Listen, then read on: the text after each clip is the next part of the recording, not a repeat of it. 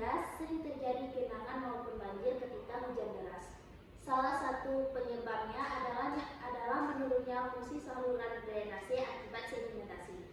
Sedimentasi merupakan proses pengendapan material seperti pasir, lumpur, dan partikel lainnya yang terbawa aliran air.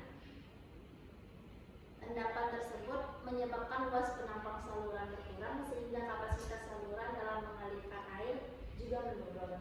Akibatnya, ketika debit hujan meningkat, saluran tidak mampu menampung aliran sehingga terjadi genangan bahkan banjir.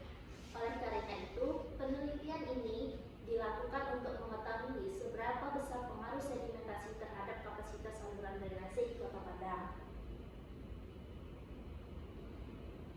Berdasarkan latar belakang tersebut, maka rumusan masalah penelitian ini adalah: yang pertama, bagaimana kondisi existing saluran drainase di Kota Padang. Yang kedua, berapa besar tingkat sedimentasi yang terjadi pada saluran drainase. Yang ketiga, bagaimana pengaruh sedimentasi terhadap kapasitas saluran drainase.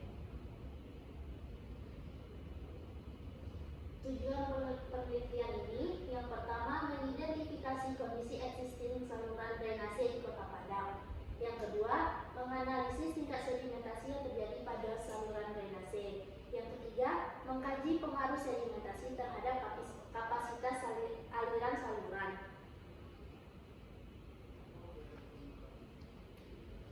Penelitian ini didasarkan pada beberapa teori utama. Yang pertama adalah teori sistem drainase perkotaan sebagai dasar memahami fungsi saluran drainase.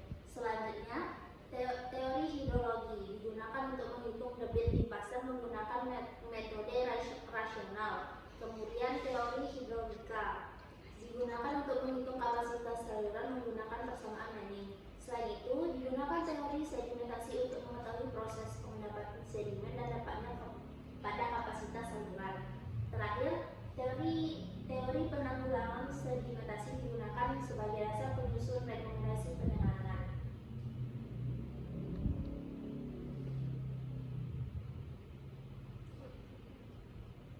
Objek penelitian yang pertama, kondisi existing saluran drainase. Yang kedua, sedimentasi yang terjadi pada saluran. Yang ketiga, kapasitas saluran drainase. Dan yang keempat adalah pengaruh sedimentasi terhadap kapasitas saluran.